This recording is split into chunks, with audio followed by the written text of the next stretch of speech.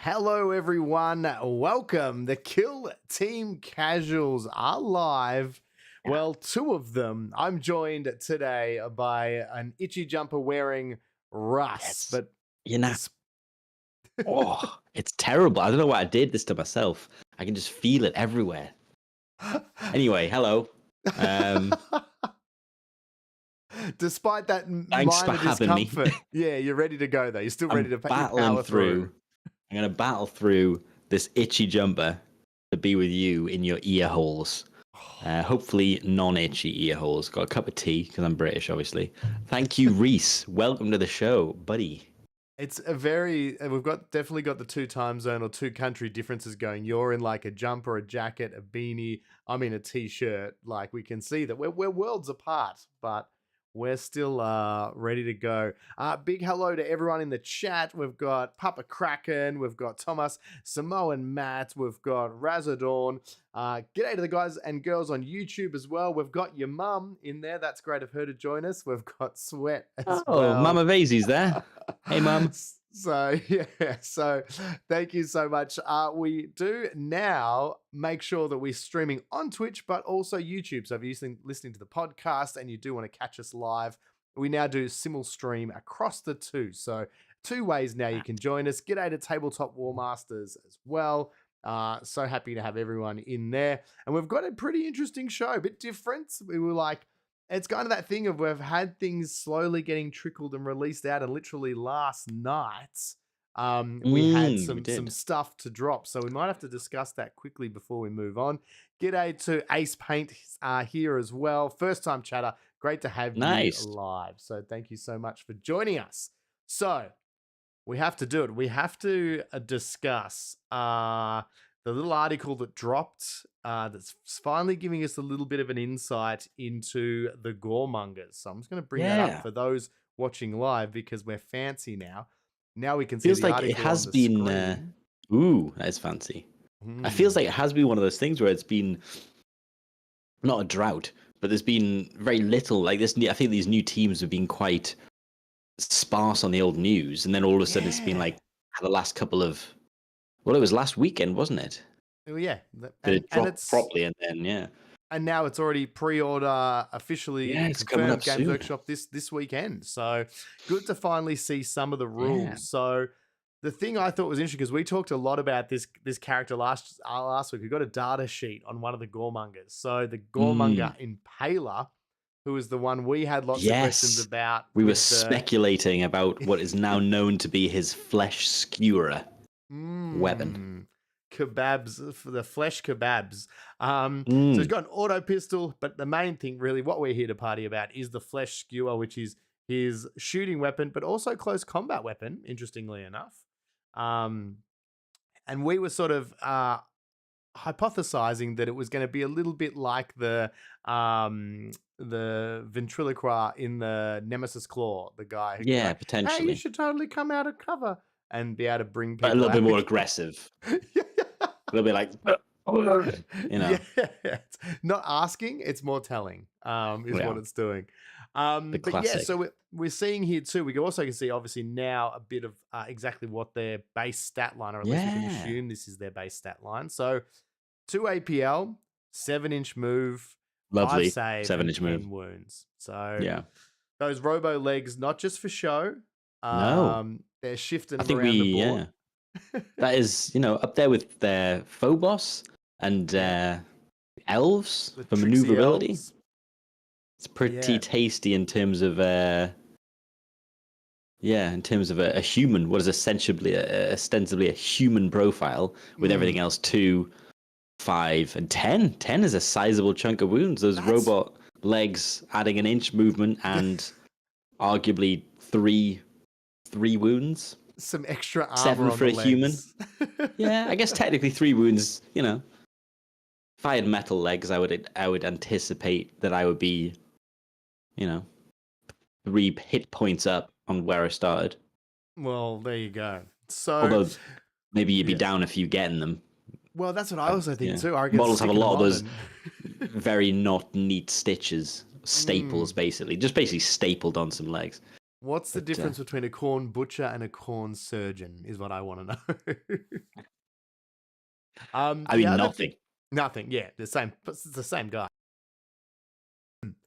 The other thing, obviously, we've seen with the gun, it's range 8. So we were asking, was it going to be infinite range? Maybe that was a bit optimistic by us to think that. So range 8. Yeah. So like the newer sort of flamer and pistol kind of range.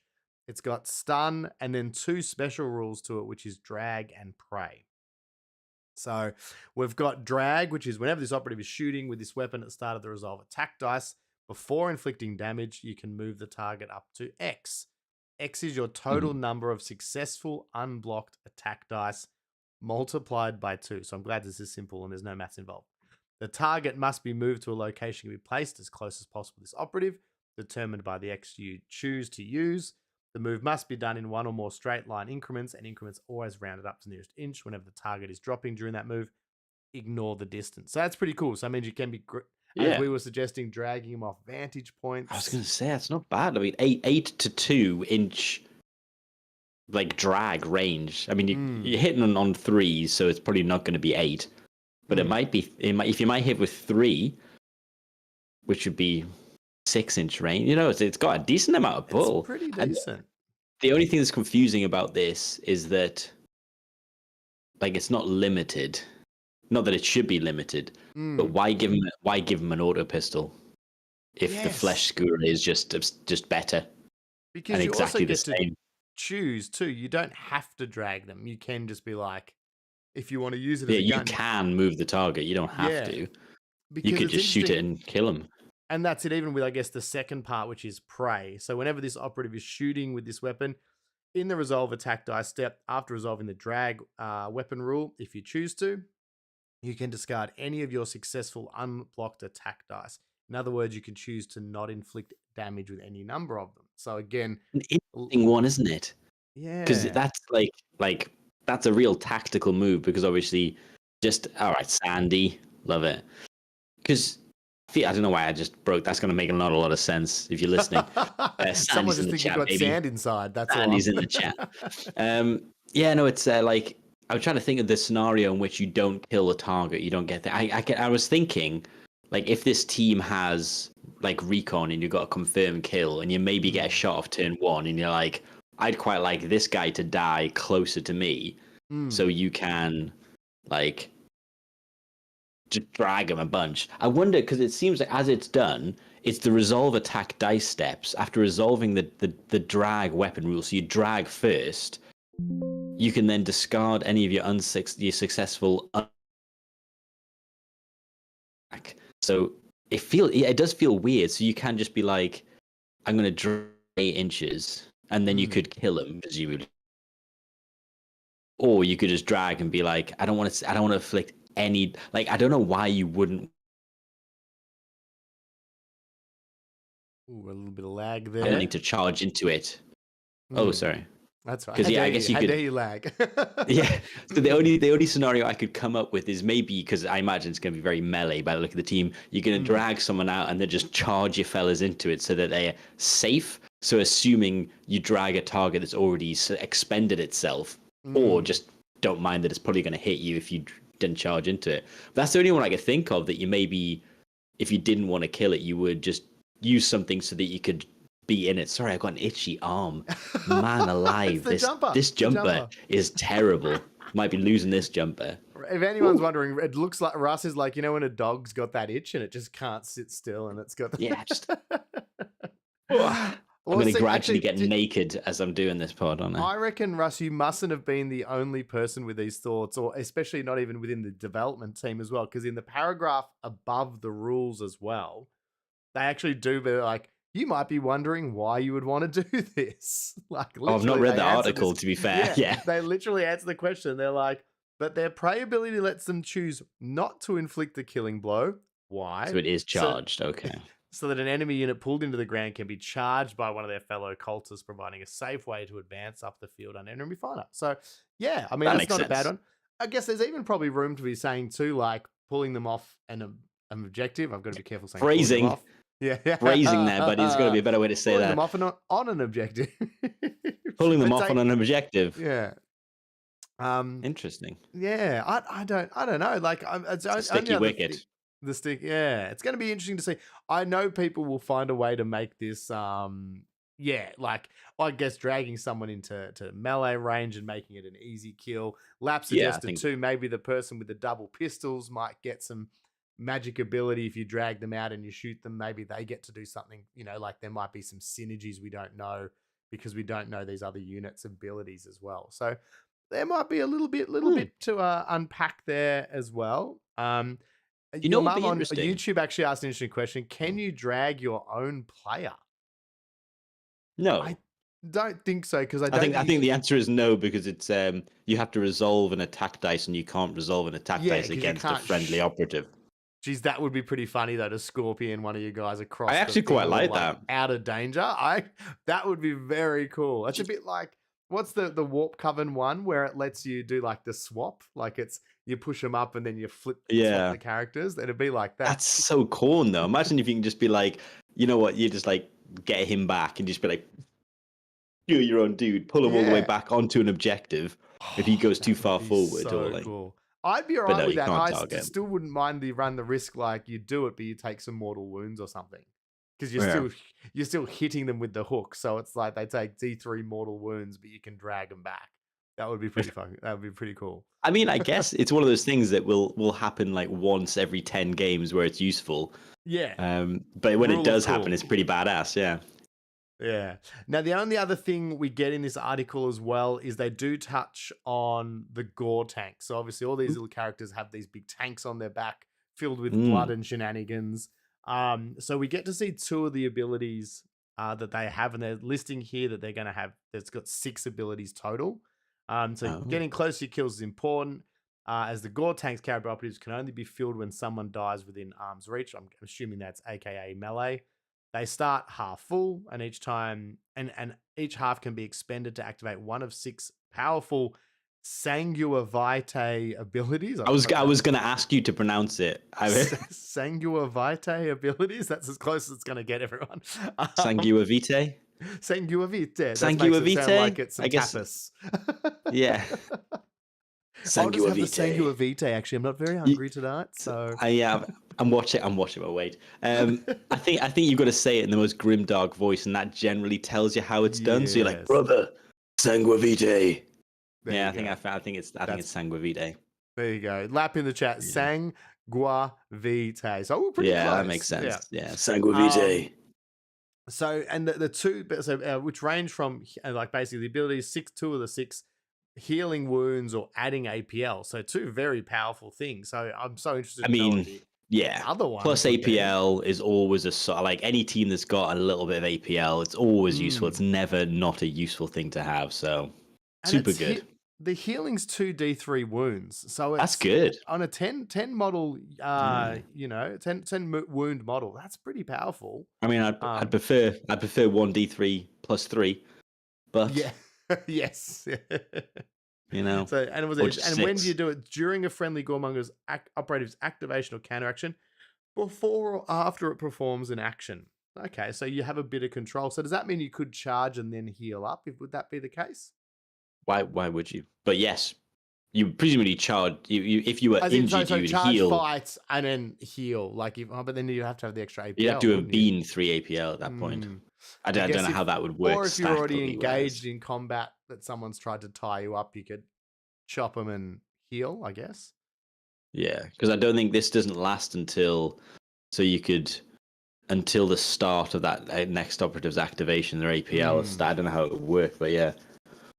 And then you've got Mania, which is the same activation rules, and at the start of that operative's next activation, add 1 to its APL stat. So it'd be interesting to see what the condition is in terms of can each operative only use like each turn, can you only use one, each one once? Or because technically in turning point 1, you move everyone once and then give them an extra APL for turn 2. Could you stack your team? Because I think it says everyone starts with half a tank. Well, you could. By the way, it's written in Mania. It's not like a comms ability. I think the comms ability says until the end of that operative's next activation, This one says until the start of that activation. Oh, I misread that. So Oh, so it is I think you can within only this do it activation. during an activation, which would be, I mean, They're if they'd already worded ruining that my wrong, fun. imagine that. Imagine you move everyone forward and be like 3 APL, 3 APL, 3 APL, like boom. That would be So for a turn, that would you've ruin just got, someone's night. yeah, you've got, what is it, 8 Space Marine, 3 Basically, APL. yeah. So yeah, so Oh, it's just I think it's a bit like the Wrecker one, where yeah. as soon as they perform an action, they become until the start of their next activation. So it'd be great for controlling objectives, like, and you could do it during, which is even cooler. Oh, look at Linford Norwich KT joining us while in the North Atlantic on a ship. Oh, I reckon that's one man of the first alive. people who've had join us live from a ship. That's fantastic. That might, you know what? We don't ask enough. If anyone is you know what? We used to do Legions of Rust and specify bus travel, but we never clarified.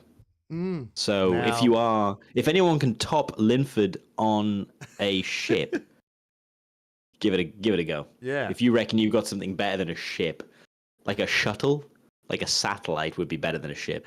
I guess a plane, would a plane be better? I think a ship exciting. tops the train. Spacecraft's probably the alpha. That's the best. Yeah. Jim Crimmins has won it with his couch. You know, if you were like, I'm behind my couch on the floor, I would be like, yeah. I'd be more worried if he was That's like, strange. I'm on your couch, Russ. And you're like, what? That's what that itchy feeling is. Yeah. Threat. That's terror. It's the threat of Jim Crimmins. Now we were talking in the green room too that when you finally get your pre-order in and your sweaty hands on these models, that you do have a source of inspiration that you are hoping to use to paint it. I am hoping that someone in the chat or listening will know this reference. But I'm going to bring it up. I'm going to put it on the screen. Put it on the screen. I also think it's unlikely that you that anyone will know. And you know what? I need to make sure that What's the name of the film again? Exactly. I need to make sure that I'm saying it right. And Russ and I legitimately in the green room watched the trailer. G'day, Pat's Paints. Welcome to the chat. First time chatter. Really happy to have you join the show. Nice. You may have come in at a terrible time because I'm about to put a very confrontational image on the screen. It is possible. You will have seen this image, but do you know where it's from is the question. And this is how I'm going to be painting my my Gore thingies when they arrive. The Goremongers. I gave a sneak peek. Oops. Tell me when. So if you can see on the models, you can see they've got like those funky straps, kind of like the jackals. They've got those like cross section straps, and all I can think about is Sean Connery in the film Zardoz. Now, whether or not you know this film, you will know the image. But this is this is exactly how I'm picturing them. And then instead of the pistol, I'm thinking you just big old chainsaw in that dude's hand, and you have basically got the Gore chosen or whatever they're called. He's got the big thigh high boots on as well. Look, it's kind of like he's got the Gore chosen legs in that image as well. You couldn't tell that he's not hiding some chicken legs, some robot chicken legs in those boots. Samoan Matt reckons he was on the trail the moment we said straps. He was like, "I'm not." This image, it's lived in here for a while without me knowing the film. And like I said, me and Reese were like, I don't think I know. I think we both like, is this outlaw? I don't think it's outlaw. Yeah. We looked it up, and it's Zardoz, and the film looks like a fever dream. It makes me want to watch it. I've not watched it yet. Oh, there's a lot to like just purely based on this image, and the trailer that we watched was unique. Premium. The term I'd use. Very unique. But that's the style I'm going for. I can't wait to see them come up that way. And that'll be tough to top too. I don't know how. Hopefully I can get the mustache on them all. That would be fantastic. Proper horseshoe mustache going on, isn't it? Yeah, the thick, big guard mustache. I've never seen him with something where he's looked so young. Yeah. This might be, I guess Bond, he's a bit younger in Bond, isn't he? Even then, though, he kind of has looked 50 odd for about 40 years. Like, he's always, there's just this Sean Connery image in your head of how old he's That's what Sean Connery looks like, sounds like, and will forever be. That's all he's going to be. All right. So the other thing we're Like going to do Patrick today. Stewart. Yes, like Patrick. Exactly right. Like Timeless. There's He just came those out of the people. womb fully formed, that guy. Morgan Freeman is another one as well. Like he's just been the same age forever. Like, yeah, it's crazy. The other thing we're going to do today, obviously, this episode today is called Blood and Kroot. Basically, Russ, I've had to put out the Mayday call to you. You did. Because in April, You held up that conch. I'm heading up to Sydney to the Purge, and I'm looking forward to a big tournament 2-day tournament up there. Golden ticket event. I think there's 2 golden tickets, possibly, maybe 1. I don't know how it works. There's a golden ticket. That's all I know. It's up for grabs. He's got a golden ticket. I'm not going to win it, but I'm going to still be there, and I'm going to do my best to get, like, I'm hoping that if I can finish like 83rd, that the 82 people ahead of me won't be able to attend Worlds, and it'll trickle down to me. That's my plan. I'm going the trickle down effect. It's going to happen to someone. Someone has to, someone has to get the ticket. I don't see why it couldn't be you as the 83rd choice. Exactly. Like we're Australia sending our 83rd best player to the Worlds. But yeah, so I'm obviously heading up. We've talked on the show. The people voted. We voted, and we decided that I'm taking the Kroot. But I have not got a game in with them yet. So this is not helping my dreams of finishing 83rd. This is not. Yeah. It's not ideal. So I wanted to lean on you, and I want to lean on the chat to we're going to go through the rules. We're going to do a bit of a us reads book, because I also reckon out of so many of the teams, they don't have a lot of like guides and tips and tricks about them. A lot of people love them, but there's not a whole bunch of stuff out there if you are a Kroot enthusiast to sink your teeth in. So a Kroot theist, if you will, to sink your teeth in, sir. So I thought we would do our own version, and we will come through with our own how to play Kroot guide, tips and tricks that we can theorize going through it. And then on the spot, we're doing it live. We're just basically going to have the live conversation where you're like, Russ, I have no idea how to run Kroot. And I say, I have no idea how to run Kroot either. Should we look at the rules? This is going to be this. Yes. And we'll theory craft a winning formula. You may even say at some point, actually, have you considered Vespers? You might just throw that in there, in the mix. And I would never say consider Vespers. The more I play them, the less I think that they're viable. that was. I felt like you cleaned up that word at the end there. You were like, they are. How do I not get? I like them, but I shouldn't. No. All right, so we're going to bring it up. Here we go. We've got the PDF live on the screen, and we're just going to walk through, and we're going to start spitballing, sharing thoughts. There you go. Samoa Matt, Jimmy Kelly took Kroot to second place in the tournament this weekend. So the key difference there is that he's good at the game. Well, after this, if he pays attention, maybe he'll get first. You know what I mean? Just saying. He might learn a thing or two. He might learn a thing or two. Tabletop War Maybe we should have got Masters. Jimmy on. Great to hear you will be up at Purge as well. Be lovely to meet you up there live and in the flesh. I'm looking forward to it. So we've got our team. We've got to look at the composition of the Kroot. Oh, it's on the video as well. Look at that. I was really prepared today. I was like, you what? You were prepared. We're taking up this live presentation. We're taking up at least love it a quarter notch. Not too much, just a little bit. Turn it up to 3. We're turning it up to 3. Yeah. Exactly. Turning it up to 3, boys. I didn't want to get too tired. So we've got our Farstalker Kinband Kill Broker. That's our leader. And he's had a little bit of a change. This is from last edition, not in this edition, but obviously not as many options with the weapons now. Either the Kroot rifle and Ritual Blade or the Pulse weapon and Ritual Blade. That used to be, there was 2 different Pulse variants you could sort of look at as well. But yeah, so you're either taking the Pulse or the Kroot. I'm trying to look at them both to say. Yeah, let's. So the Pulse, it's weird. So it's more damage, but it's hitting on 4s, or you've got hitting on 3s, 3-4 damage. And does he have any way possible to make that? Because is there a quick and easy way to negate that extra minus we're copying there to hits? Because he's got call to kill, which is letting him put out balanced, and victory shriek, which is after you kill someone. So do we want to be hitting better or hitting more powerfully when we do? Yeah, hitting better or hitting harder. See, the way it looks like, you're probably going to get 3 hits through on a 3-4 profile, or 2 hits through on a 4-5 profile. I don't know. Much of a muchness. Yeah, because I mean, you get, again, you get 1 regular through. It's the same as getting a crit through on the Kroot rifle. Interesting.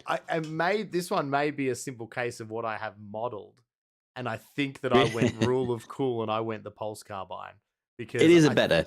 Yeah, because I think in the previous edition too, it was shorter range, but it was better, and now obviously that's gone. They've combined the two. So I think the only problem is, I think they have more things that favor the Kroot rifle. For example, toxin shock, piercing shock. I think they have faction equipment that buffs a Kroot rifle, so it's another option to use. So you could get P1 on that 4 attacks hitting on 3. So I don't know. I think it's much of a muchness. I think you'll have to play around and figure out which is the best. All right, but rule of cool is always a good one. Rule of cool, and not having to cut the gun off the poor model over the weekend. Then we've got 11 Farstalker operatives. And they're very spoiled for choice. They have a lot of really, really cool specialists. Pretty much most of the team is specialists. There will be potentially what you're doing with the dogs and some different things. You've got a bow hunter, cold blood, cut skin, the hounds, long sight, pistolier, stalker, tracker, heavy gunner, and then obviously warriors. And then other than the hound and the warrior, your team can only include each operative on the list once. And you can have a maximum of 2 hound operatives as well. So interesting. And we know that there's definitely some play and some interesting things to do with secondaries and the hounds. I think they are quite an important little tech piece. So yeah, well, definitely building that list will be interesting. We'll have to look at the operatives a little bit closer when we get to the data sheets, and that might help us work it out. Now, we were talking about this as well before. The archetypes, we've got infiltration and recon. So a little bit spoiled for choice. With those two, I actually think they're 2 of the stronger ones at the moment. Sure, recon. I think that's infiltration with implants pretty good as well. Implants not a bad sneaky. Again, things like the dogs can do implants, so you could get them in and get cheeky chomps off. Because they're moving so fast. Recon's solid for them though. Because obviously, it's the only team which I don't like recover item. Like, I don't like recover item. I think it's objectively bad. But they do have the Kroot hounds, which are quite good at getting them. I still think even then, depending on the team, you're probably going confirm kill or plant beacons. Just because they're so like you control them. Whereas recover item, you don't. It makes me think too, like in my mind of minds, when you're going to a tournament, and we learned a little bit of this last week with when we were talking to our guest as well, like that thing of keeping it simple. So do you pick one secondary that is your secondary regardless of opponent? So it's like each game you go in going, I know if it's recover item or whatever, that my Kroot hounds, the one job they have to do is get that item, and if they do that, they've earned their biscuits for the day. Good dog, pat on the head. Or do we talked about too, like the confirm kill kind of style, where you're like, oh, you're playing elites. There's going to be a good chance, you're going to drop 1 elite if you focus in, and then you just keep getting those tokens because they're going to be worth. Because I think they're worth 2 if they're above 14 or 15 wounds or something. Yeah, so you only need to kill 3 elites to 3 operatives over 12, I think it is. So 3 elites to get max on that, as long as you can take their tokens. So it could be interesting. Could be interesting. I think confirm, I think I like, as you said, recover items not normally a good one, but with these guys with Kroot hounds, the need for speed could be interesting. Maybe. So maybe we'll come back to that once we've started to assemble our team, because that might also dictate which operatives get in and out there as well. We've got some beautiful artwork there. So the faction rule, what the actual team gets to do. In the ready step of each strategy phase, you can change the order of up to 3 friendly Farstalker Kinband operatives that are not within control range of enemy operatives. So very handy, putting guys back into Sneaky Boy Yeah. and setting things up. So it's not bad. And whenever it's your turn to counteract, you can change the order of 1 friendly Farstalker Kinband operative that's not within control range of enemy operatives. This still counts as your counteracting, so activation alternates back to your opponent afterwards, but doesn't count as that friendly operative's counteraction for the turning point. So basically, I guess it's saying you could have someone in conceal, spend one of your counteract turns to flip them to engage. Your opponent would get a turn, and then you could counteract shooting with that same operative you just changed. That's how I'm reading it, Russ. Yeah, so it says it doesn't count as that friendly operative's counteraction for this turn, but it takes up one of your goes as a counteraction. So you got to spend your counteraction. So you got to have at least 2 counteractions to be able to flip him and then shoot with him. And obviously, as you flip him, you might then get got. Yeah, in a weird way. I feel like you might. Yeah, I don't know. I'd love to know how much this would come up, because you're gonna have a lot of operatives. Well, you're sitting at 12 if you want to include your leader. So it's like that's a lot of operatives. So how often do you? Yeah, It's going to be late in the game that counteract is probably going to come up for you when things are going poorly. So maybe turn 2 for me. It's possible. This feels like more of a you're into a team that's going to get 2 counteracts because something bad's happened and you're in turn 3, you've lost a lot of guys, and he's got 2 targets, and you spend a counteract to move one of them into conceal, so they've only got 1 target. Because I don't know when you would, because I don't think you're getting, unless you've died a lot, you're not getting counteracts that many times. Yeah, it seems like things have to go poorly for this to necessarily become a big play. But if this was on, say, an elite team with 6 operatives, you'd be like, oh, how good, because you're just gonna and also because if, say, it is hypothetically using turn 3, also if you pop someone into engage, they got a shot off, the turn ends, next turn, before it starts the next turn, you can pop them back into conceal as well. So there is some cool synergies, but I feel like things need to be going poorly. So I think the stronger part of this is that change. Oh yeah, the beginning part's nice. Yeah. So we'll focus in on that as being the really positive parts. It doesn't say. Oh no, that makes no difference, does it? Oh, what were you thinking? I know. I like that. Quite a good one. All right. So then we can move on to our ploys. So we've got our strategy ploys and our firefight ploys. And so some of these have been tweaked recently. The latest balanced starter slate, some of these got a few changes, which have been, I think, really add a lot to making these, why these guys are seeing a little bit of a resurgence at the moment, or people that are giving him a go. So cutthroats add 1 to the attack stat of friendly Farstalker Kinband operatives, melee weapons to a maximum of 5. So that's unchanged. Yeah, that's how unchanged. It was. Yeah. And I mean, that's not bad, because if we look at your basic warrior in close combat, he's going to have 3 attacks, hitting on 3s, 3-4, which is not bad, but 3 attacks hurts him a little bit. So all of a sudden it pushes that to 4. It does make it a lot more likely that you'll get 3 attacks through, basically. Yeah. So especially into like squishier teams like guard equivalents, or even some elder, getting 3-4 damage through, it's pretty powerful. Or especially if you're going to be potentially getting charged a lot, even being able to do some damage on the way out. So I definitely think that's going to be one I'll be giving it a go for sure. Cutthroats, it's only when it's fighting, not retaliating. Oh, which interesting. is one not for great. New players. So it's only just an aggressive, not a defensive one. So, because what is it? Add 1 to the attack stat of friendly. Oh, is it just because it's the attack stat of friendly operatives melee weapons? Doesn't say anything about counteract and attack. Sorry, it used to be when this operative is fighting, so it has changed. So instead, it was only when they were fighting, not retaliating, but it's now been changed to just stay, you change it to 5. So that's much better. That is much better change. As you said, that nearly goes from being nearly very, very low tier to like a lot more usable. And that's a good update. There are also close combat operatives, a specialist in your team as well. So obviously that's why the cap is on 5. But there's also Yeah. obviously other melee operatives going to go from 4 attacks to 5. And for those specialists, that's making them a really, really punch above their weight. Then we've got Rogue. So an operative is shooting a friendly Farstalker Kinband operative. You can ignore Saturate, and you can retain any covers. If you retain any cover saves, you can retain 1 additional, or you can retain 1 cover save as a critical instead. This isn't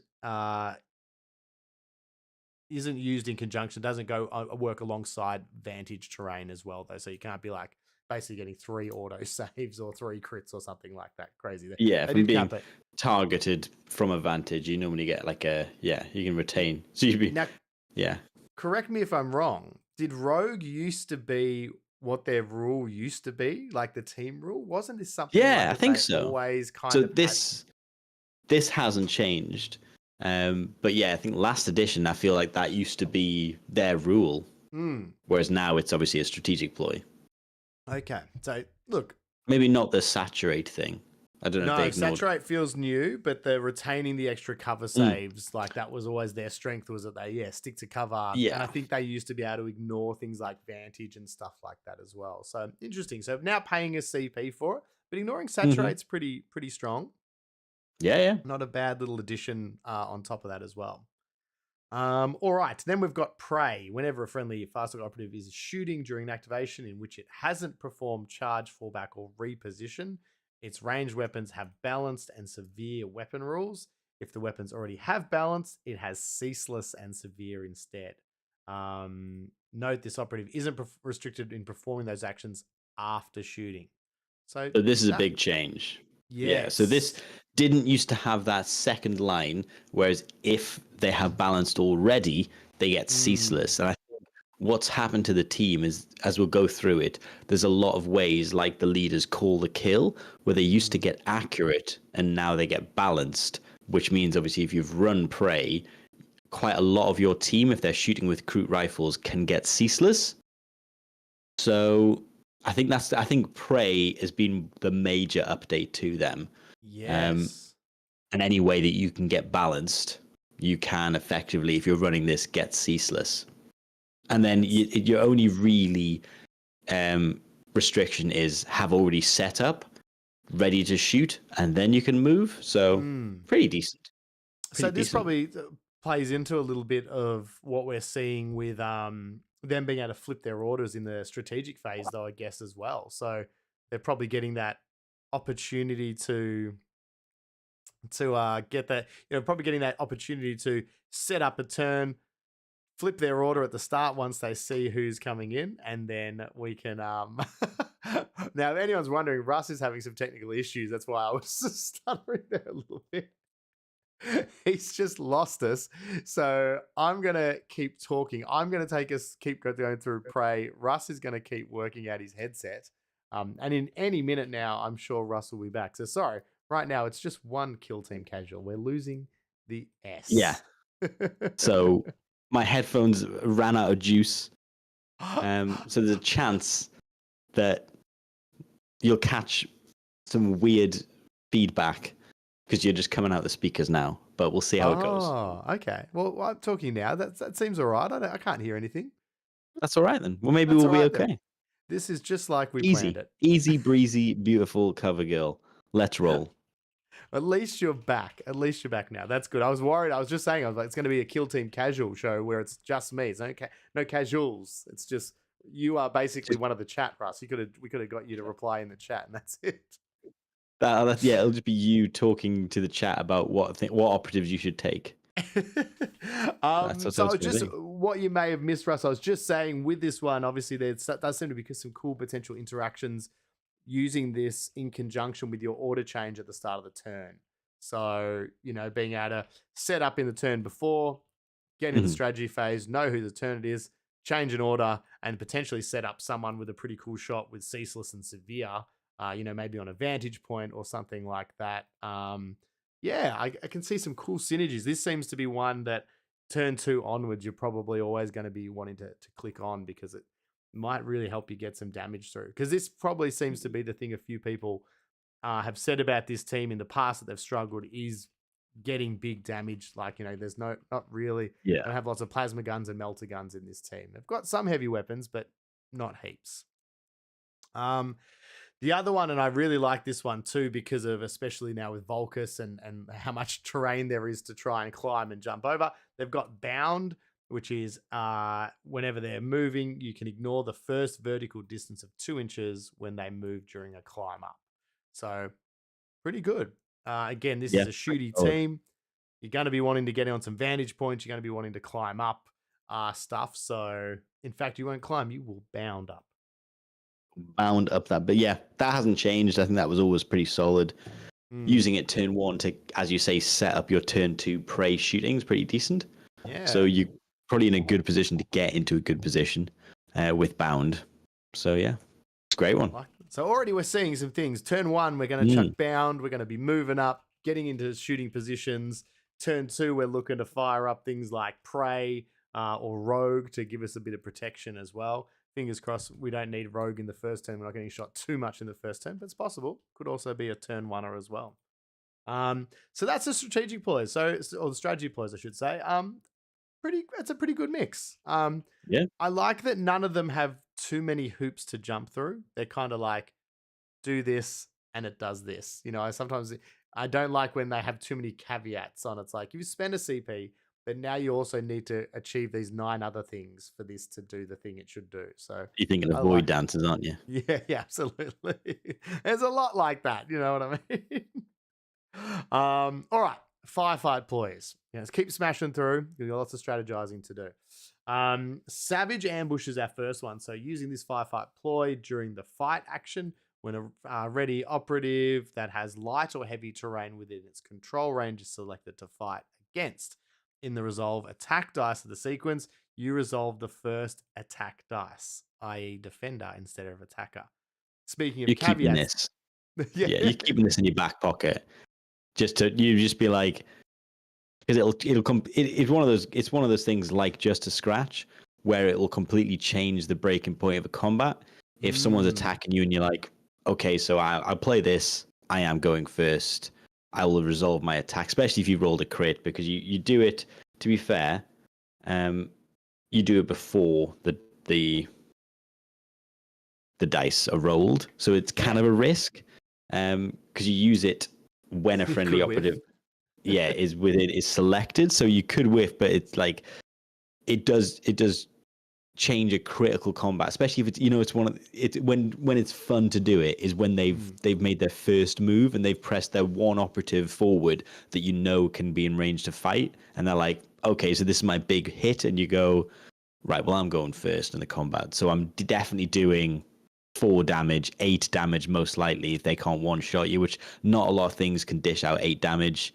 Yep. But so you're probably doing whatever is attacking you, probably taking 8 damage, and that's going to kill a non-elite and leave an elite very injured. And you might have also been doing. Maybe you've also run cutthroats, so maybe you're 4 attacks now, and maybe you can parry out if they're not.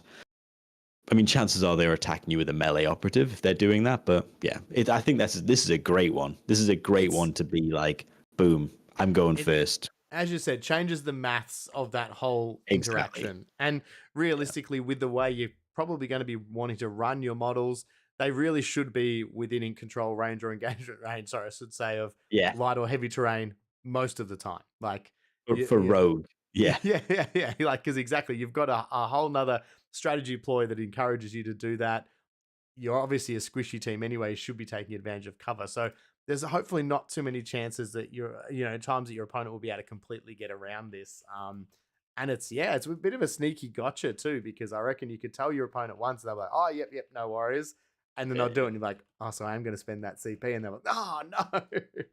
So I think, I think if you're playing Kroot, you've had it rough. You should get a carte blanche. You don't have to tell someone your gotchas. I reckon if you're a Kroot player, you can just be like, you know what? I'm Kroot. Yeah. I'm not going to tell you my gotchas. I'm going to get you.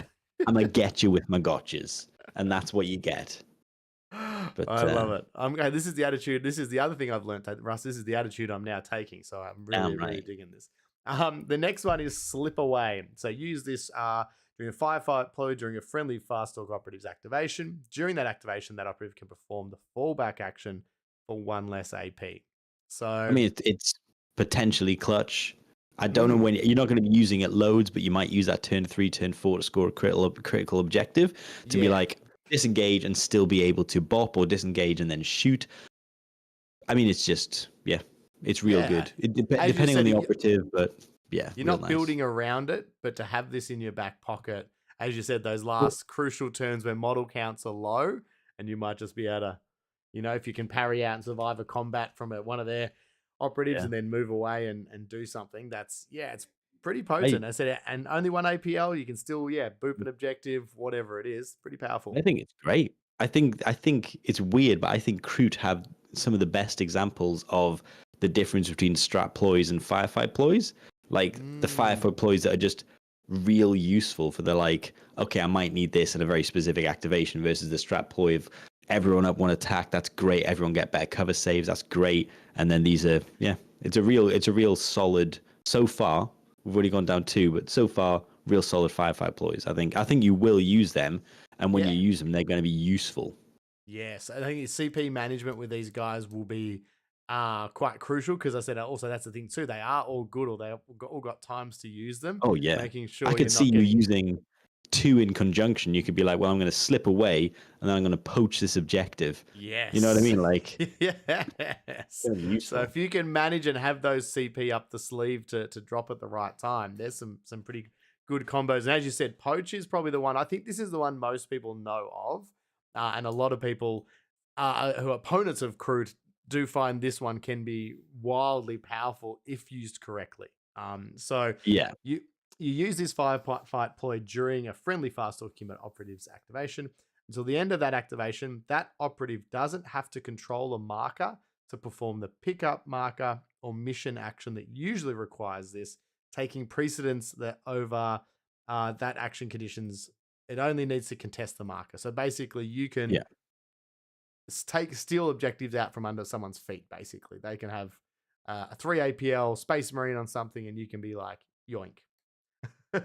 It's super useful. I mean, especially in one of those ones where it's what I like the scenario is, the one where you build it up for yourself and you perform the action once and you remove all of your opponent's tokens and then put one of your own on. So someone could have been farming it for 3 turns, ready to just be like, okay, here we go. I'll score big 3 on this one, because then they've got a body on it, or maybe you've got 2 bodies on it. They're like, no one's taken this, and you can just be like, poach.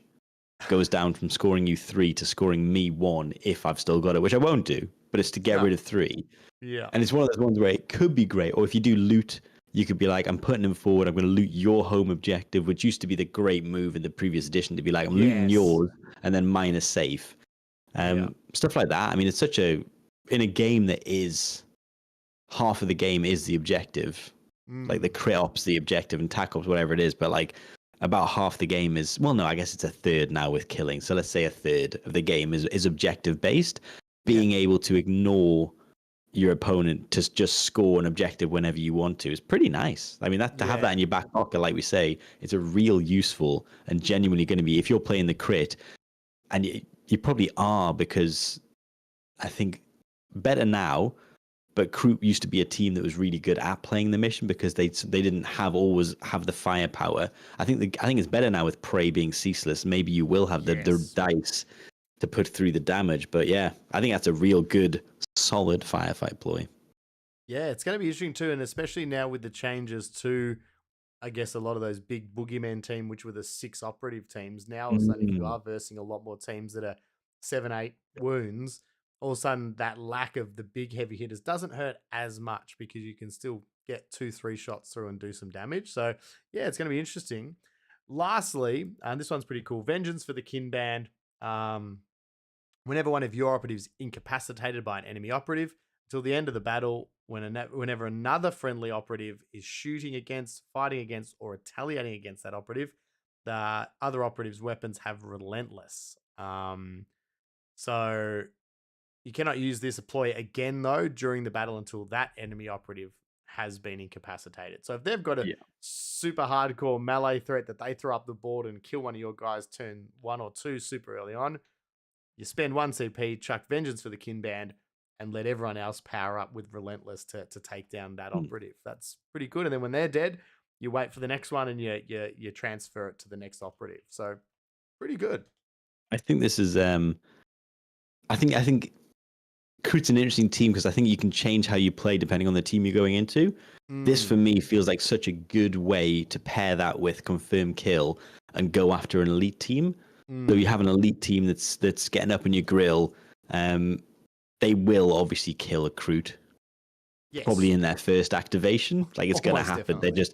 They're just better. They're going to move forward, shoot twice, or charge and fight twice. You know what I mean? They'll kill a Kroot, and then you drop Relentless, and all you need to do is for 3 turns, kill whatever operatives just killed your guys, and with everyone with Relentless, you should be able to do enough damage in shooting. Even like everyone on your team, you got 11 dudes after they've killed 1 left to shoot. So I think you should probably be able to kill 1 if you focus, and that'll be worth, you know, two victory points on the attack op, and hopefully they've come forward to kill you because you've been holding back a little bit against elites, hiding and drawing them towards you, so then you can just kill them and get that confirmed kill. I think it's a real solid option.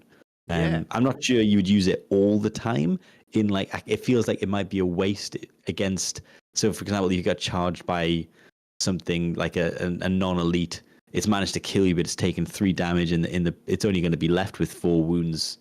Like, maybe Relentless. And it kind of depends on how you're playing. You've probably not chosen confirm kill. I don't know. Depending on if you have, but super good against elites. As we were talking about before, the CP economy side of things, you might be right. I think it might not be worth it. Against a team that's 7 or 8 wounds, you might go, look, it would be nice, but no, I'd rather keep that CP to be using one of my other strategy ploys or firefight ploys that is going to score points. You could probably feel confident, as you said, if they fight you, they're going to have lost maybe 3 to 4 damage. They're not going to have much left. You can probably pick them up without Relentless, especially considering there's also other ways to get balanced or ceaseless as well on a lot of the weapons as well. It feels like overkill and for a CP into one of those teams, especially if you have already run Prey, like you say, so you've got ceaseless. But yeah, against an elite where you're like, this is going to be 2 lots of shooting, or there's either be 5 lots of shooting or maybe 3 lots of shooting with Relentless. So that's 2 more operatives I free up. It's pretty worth it for them. But yeah, it's a tricky one, but I think it's a great option to have in there to be like, okay, you've killed someone, I'm relentless against that character now. So if they've got a big value target, you can just be like, okay, wait for it to kill the brood, the brood lord, whatever it is, the patriarch. As soon as it kills anything, drop it. Why not? You're going to spend the entire game trying to kill him. You might as well be relentless against them.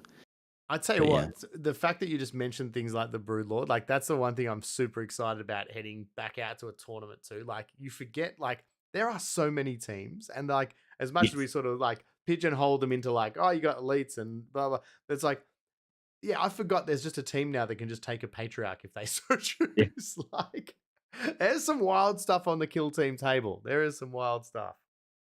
Awesome. All right, so I thought we'll quickly jump ahead now and have a quick look at faction equipment. Because this will obviously be quite important, and there's a little bit, some of these also have a little bit of synergies and tie-ins too with some of the abilities with some of the operatives as well. So those are piercing shot and toxin shot. So these are separate ones. For piercing shot, basically lets you once per turning point when you have a friendly operative shooting, if they have a Kroot rifle, Kroot scattergun, or dual Kroot pistols in the focus profile, you can use this rule. If you do until the start of that action, the weapons has piercing 1. Pretty good. Right. As we talked about, adding piercing 1 into those operatives, either horde ones to guarantee kills, or to especially the big boys, the big strong boys. On your basic rifles, they're like bolters effectively, 3-4. But with piercing 1, they become a bit more punchy. Yeah. 4 attacks hitting on 3s with piercing 1. So probably get bad. 2 hits through, maybe. Pretty nice. Then we've got toxin shot, which is the other shooting one. Similar rules. So again, on just a Kroot rifle, Kroot scattergun, or dual Kroot pistols in the focus profile, if you do until the end of that action, the weapon has lethal 5-up and stun. Stun's a big one. Yes, and I think that for me sounds very nice. We've seen what it can do to teams like Wreckers and stuff with the 2 APL. Yeah. If you can start to take away that extra bit of movement or that action economy that they can have, or even just to be really annoying if someone's buffed up a unit with a +1 APL and you just take it away again. Yeah, very interesting. Now there is the caveat: you can't use them in the same shooting activation as well. So you Yeah. can't double up sticky tape or piercing shot to a toxin shot and fire both bullets. But yeah, I think you'd be wanting to take both of these. I think the ability to stun is so good, especially if you are. Yeah, there's a lot. If you're taking a tournament, you're probably still probably going to see a lot of Angels. Angels of Death still quite one of the most predominant teams. Yeah. You're gonna. I mean, it's just so useful being able to stun. And like you say, Wreckers being quite a team that's crippled somewhat by stun. Vespids are, though you don't see them a lot. Stun's a great rule to be able to have. Yes. So yeah. And even So Space Super Marines Thought being and able to potentially deny double kills and stuff. down to 2, yeah. Yeah, getting them down to 2 APL. You're like, welcome to being immortal. Welcome to being a normal player. But when you've only got 6 operatives, taking one of them down to 2 APL really does hurt. So yeah, I really like both of those. The next one up is Meat. So once per turning point, when a friendly Farstalker Kinband operative, excluding the Hound, is activated, if it's not within control range of enemy operatives, you can use this rule. If you do, the friendly operative regains D3 + 1 wounds. I've heard 2 trains of thought with this one. Some love it, think, great, how good is healing, especially in a team that doesn't innately have a medic type operative. Yeah. Others going, waste of equipment on a team when your operatives are only so few wounds. That is it worth saving them when you could take, I don't know, crack grenades or something like that, or I was going to say, barricade. I think I might be in that camp. If they're not, you're basically 7 or 8 wounds across the board. I guess there's a scenario where you only manage to get hit once, and you get real lucky on your saves because you got cover saves, and you fail the one you roll, and you only get hit. I don't know. It does kind of feel like, like Linford says, if you get shot, you die. It's kind of like, I kind of feel like that as well. I feel like if they were a 4-up save, or if they were, I don't know. I mean, the cover save's decent if you're always in cover and you get shot, retain the 2. Maybe you're okay, but I still think if you're into a team that's got fairly decent shooting, and they if they're shooting you, they probably will have decent shooting. I don't know. And it's same as it's like your operative fights in close combat, kills someone, survives on 2-3 wounds. What are the odds that they will make it to the next activation to use the healing as well? Because you've still got to get there to use it again. So yeah. D3 + 1. Yeah, and D3 + 1, like, again, it's big because obviously it's gonna get you most of the time, get your hero, like your character, out of being wounded. But yeah, I think I'm a bit. Originally, when I read it, I was like, healing, fantastic. Yeah. But I think that's more like, it's if different when you've got a medic. Yeah. I think I would be worth it because you're only 8 wounds, it means regardless of what's happened, you cannot be injured. And I just think if it's where there's a chance in this scenario that you get 2 wounds back and it's made no difference really. And I think what you want to be able to say is like, okay, I took a 3 and a 4. I took 7 damage, which could happen against like a bolter. You could take a hit and a crit, 3-4 damage, and survive on 1 wound. Like anything less than 4 wounds back is doing nothing for you because you're doing that so you can be not injured anymore. Really, aren't you? So it needs to be like 2 or 3 plus D3, like to nearly like guarantee. So the minimum is you're not injured. Get you back above that break point. Yeah, means that just something you're you're never injured. Yeah. So I reckon Meat would be off the menu, boys. I don't think that would make it, and I don't think it's maybe a bad. Crack. Yeah, I think that's it. Is it something like a crack or like terrain dependent? Is it getting you something like ladders, but on ITD it's grenades, or like, or more stun Yeah. grenades, taking some equipment grenades to be Yeah. another Bit of way, a smoke. lot of smoke, yeah, like, and ways to create cover. I think that would be the number 3 swing spot of equipment, like Mm. match up dependent. Mind you, I'd probably want to, again, as stick to that thing of this is just my equipment and my loadout for the day, like I'm taking this no matter what. So it might be something versatile like crack I think grenades. I think you can do that. Yeah, you basically you have, if you have the meat as the swinger, and then say if I'm into hordes, I'll take blast, I'll take some frag, and Yeah, if I'm into elites, I'll take like crack, crack. or one of each either Yeah, way, and then or you've you can, got the threat of both. Yeah. Awesome. Then the last bit of equipment, trophy. So once per battle during a friendly operative's activation, excluding hounds, before or after it performs an action, if it is not within control range of enemy operatives, you can use this rule. If you do so, add 1 to the friendly operative's APL stat until the end of the activation. Pretty powerful. Once per battle, though. But it's only once per battle. As I say, that is Oof. to me that I don't think I'd seen that previously. Once per battle. It's nearly I think like, you play 3 games out of 4 and forget to use it yeah, in 3 of those games. it makes But the me think the of, time you do use it, it's great though. That's the thing. it's nearly like free prey. You know what I mean? It's nearly like Mm. you might be able to either activate it, get on an objective and flip it, maybe. Yeah, I Yeah, don't know. Like, I think it's strong. Like you say, it's real strong. just got It's to just because remember. it's only once per battle. I think you forget about it. Yeah. But it's quite strong. But yeah, I mean Mm. that's great. I mean, for the fact that you could be 3 APL, yeah, I mean that's great.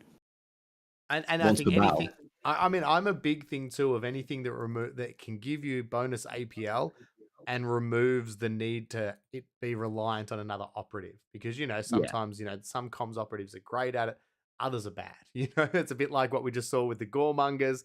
If they've got their pack and they can just add 1 APL to their thing off their own initiative, I think that's Mm. really powerful. That's when those things start to get, because you don't really have to telegraph it quite as much. Whereas often Yeah. you're like, I'm going to move my comms operative and then I'm going to boost this guy's with an APL, and your opponent's like, I know what you're doing.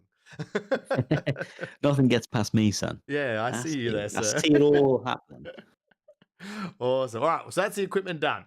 So Okay. have a look at the operatives now, and we'll try and not spend too long on each of them. We'll work through at a brisk pace. The kill broker we spoke about, obviously the important things here. Got the 1 extra wound, still the 5 up save. They've all got 6-inch move, 2 APL. Call the kill strategic gambit. So this is obviously done at the start of the strategic gambit phase. Select 1 enemy operative to be your mark for the turning point. Whenever a friendly operative is shooting against, fighting against, or retaliating against that mark. So luckily they did correct the wording there. It's all of them, not the half one of attacking. You have balanced, and whenever that mark is incapacitated, you can select a new enemy operative to be your mark for the turning point and can continue to do so. So this is pretty Great. good that it shifts around without you having to spend extra or go, oh, I killed that one for the turn, I have to wait for the turning point to roll over. And as we heard too, it being balanced is nice, but there's lots of ways to get balanced already, or units have it, so then it becomes ceaseless. You just have to stay still, and then you've got ceaseless basically. So it's a real nice. Victory Shriek is the other one. So whenever your operative is incapacitated, so the mark that we put the call the kill on, you can select 1 friendly operative within 6-inch of this operative until the end of the battle. That operative's weapons have the balance special rule, and that Very can only be handed out to each operative once per battle. So there we go. It's another way straight away we're seeing that balanced, but also it's encouraging you. It's showing you to go target down 1 foe. Hey, you might get super lucky if it's their super aggressive operative. You target them with this. Then you could also find ways to put relentless on that thing. Be dealing out balanced because you killed it, all that stuff. So there's a bit going on, ways to really knuckle down with your leader. And I think too, take like a lot of tokens. Yeah, I'm gonna have to bring I a was lot. gonna say take a lot of tokens, buddy, because that's you're gonna have to be like, he shrieked him, so he's now balanced and then relentless. I can't wait to forget all this stuff. It's fantastic. Oh yeah. I mean, the one thing, it's interesting too, quite a strong operative in close combat as well. 4 attacks, hitting on 3s, 4/5 with the ritual blade. Plus you could get that to 5 attack blade. Also give it the extra attack using cutthroats. Not bad. Still only 9 wounds though, so got it right situation. And you're not taking bad in a pinch. Not bad in a pinch, though. Yeah. Next up, we've got the Kroot bow hunter. So look, you have to take the leader. Now we're looking at the specialists and making sure we're taking all these. So this guy has the big Wookiee bowcaster. I love it. There's 3 options that it can shoot. There's the accelerator with the fused arrow, which gives it piercing 4/5. These are all hitting 4 attacks, hitting on 3s, just different damages and profiles. The accelerator bow with a glide arrow gives it silent, so you do have a sniper-esque character, basically a bolter, 3/4. Yeah. And then what is it? Voltaic arrow. This is a kind of like a frag profile. So 4 3s, 3/5 damage, blast 1. So good little bit of splash damage, and especially getting those crits, not bad. Unfortunately, it'd be great if you could use toxic shot, the toxic round with this, because then you could do lethal 5 up and push through that extra damage. You can give yourself for 1 action point energize, which does give you lethal 5. Here's one we prepared earlier. I should have looked at. So I think this guy, if you're building a Kroot list, this guy for me feels like an auto take, just because he's effectively your gunner, but he's also 3 gunners. He's not limited in your silent. So I mean, if you want the designate target, if you go the designate target route with infiltrate, this guy could arguably be your guy that's handing out the designate target, because obviously in the silent profile he can be on advantage on conceal and still be able to target someone and be a valid target to that operative. So explain designate target to those who may not know what that means. I was going to run away. So I don't have the cards. I was like, have you frozen or have you run? I was just going to move still until you moved on. So designate target, I don't know. I don't play it a lot, but it's from the infiltrate deck. I don't have it in front of me. But I believe it's the one where an operative designates a target. It's a one APL action, correct, isn't it? Yeah, it's like a 1 APL action. 1 APL as long action. As you can valid target. I don't know. I don't have it with me. The cards are in the other room. But I believe the operative has to shoot as if it's got a weapon. So if it's got a silent weapon, it can obviously select a target from silent and then do that. Is how I understand it to work. But I would also say I never run infiltrate. So how dare you? No, but that is interesting. I like that. I mean, anything you can do, because sometimes you do see those implant, there's those there's ones where it's like implant's great, but there's the risk. You have to get in close combat. You have to sacrifice an attack to do it. Whereas something where you can shoot and not have to take that risk, or at least stay in conceal and do that. I like that. So here we go. He's gonna make it in. You've made a mad dash. Is this a dash with the cards? Yes. I'm going to let you read it. I'm going to move on to the cold blood. You come back to me when you found it. So next up... Okay, so I've got it already. Oh, look at that. What efficiency. So it wasn't called designate target, which is probably confusing a lot of people. I was talking about surveillance. So... That's why I asked. I was like, tell me what it does. I was going to say, yeah. It's because I never use it, obviously. Yeah, surveillance. Now we're all on the same page. Surveillance is as you correctly postulated, a 1 AP, and it's performed. You gather surveillance. No, this isn't the one I'm thinking of. Am I thinking of wiretap? No, it's not wiretap. There is one you're thinking of.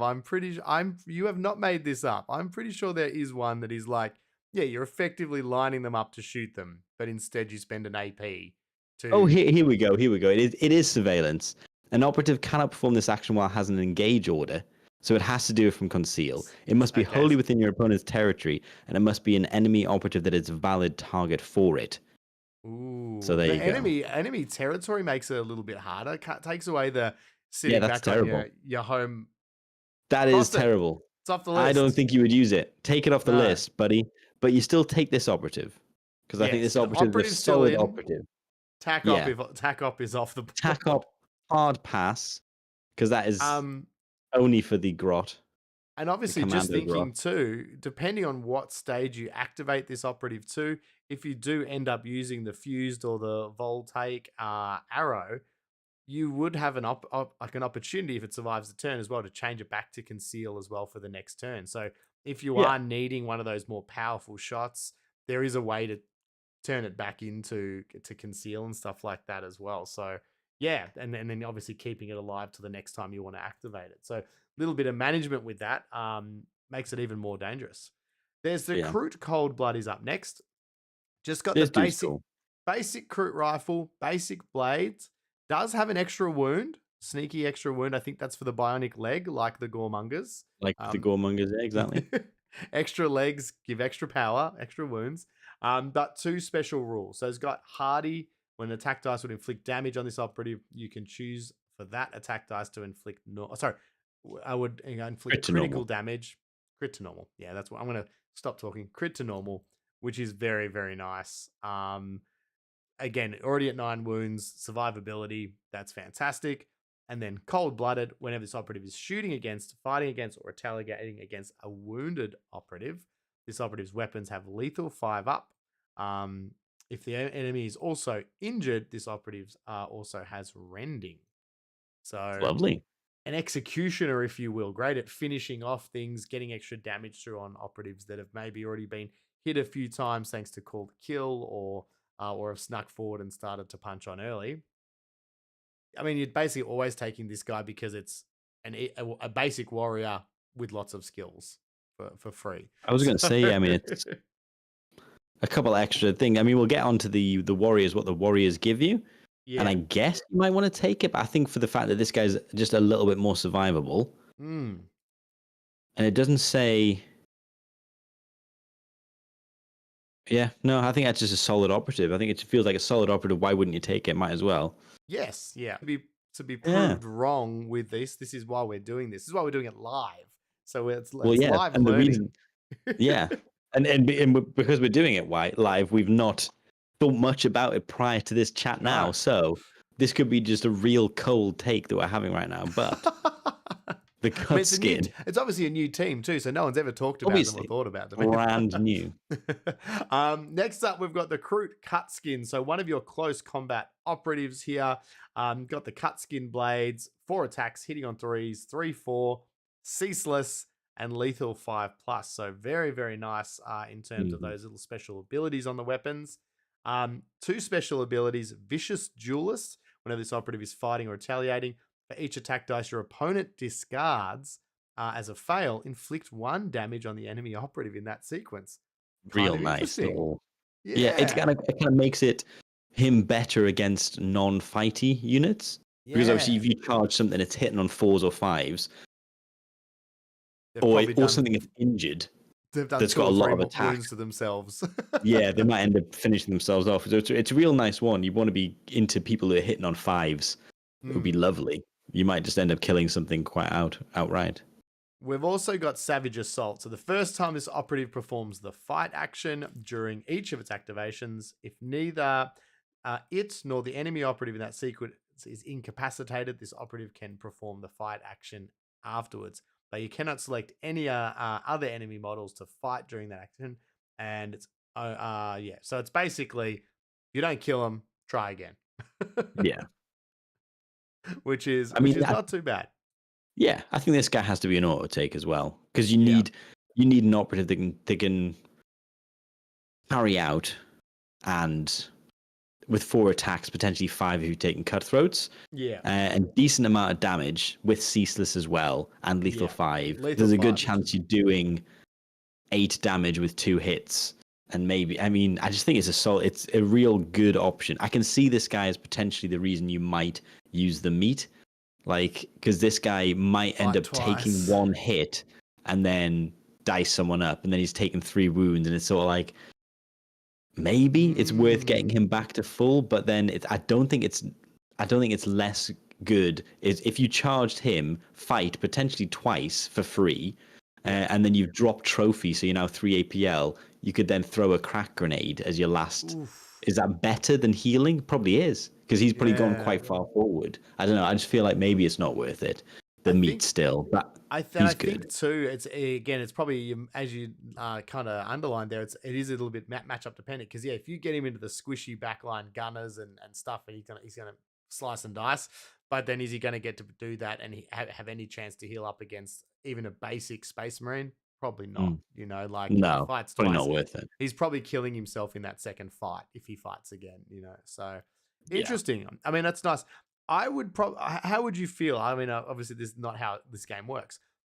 I do love an operative like this guy, like that has charge out of conceal though as well. I think maybe it would make it too Does he powerful. not? Maybe you'd have Oh to no, he trade. doesn't. No, he doesn't. He feels like he should be that kind of operative. You know, a bit like the Yeah. blooded one and stuff like that. Those operatives that have it, but obviously it's not that kind of game. I don't get to choose the rules, I mean, but you I do love can. that. Yeah, they do have that whole that you can change their orders afterwards or in the Correct. start. So if he's out in Yeah. the open a little bit, you can hide him, but I know Yeah, what you get that mean. I feel like if you get that he order could quite activation easily. right. Yeah. Yeah, but he does feel like he should be a charge from conceal. He's in. Either way, he's in. He's made the cut. Yeah. Oh, he's Um, made the team. now this is the interesting one. The Kroot heavy gunner. They've done a bit Yeah. of rework in this new edition with both the heavy weapons, and they're both interesting. I think it used to be kind of just one. There was one that was worth taking, and that was it. But they're both kind of got their place now. You do need to be aware both options, both heavy weapon options, do have reposition only, so you are a Yeah. little bit restricted with your movement. First up, we've got the Skinner, 5 attacks, hitting on 2s, 3/3, range 6, so unusual, bit shorter than a lot of your other Yeah. flamers and everything. But piercing 2, torrent 2. Yeah, So it's a it's like weird a gun, isn't it? super short range, extremely good flamer. Yeah, like a flamer melter. But I feel like you'd only get to shoot once because you've got to get You've so got within close. 6 range. Yeah. Yeah, like you're getting one shot and you're getting, and because your opponent, I think, is going to be super aware, especially an elite opponent. I think will be Yeah. super aware about this operative because they know they can do some damage, and having that, you've got to get that close, and you've got the reposition caveat as well. So Yeah. it's like you can't do the sneaky use the trophy, move, dash, shoot. You couldn't, you can't you can't really extend the range. The I think threat there's of its probably arguments for go. both guns. But I think, yeah, I would lean towards the Longdaxi Tribalist just because you've got ways of getting, like, if you really, I think this is where you pair this guy with Call the Kill. So if something's killed you and it's had to go into it, for example, if someone has to charge and kill you, they've got to go to engage. And hopefully you've got enough of movement to get to a reposition. You then got Relentless.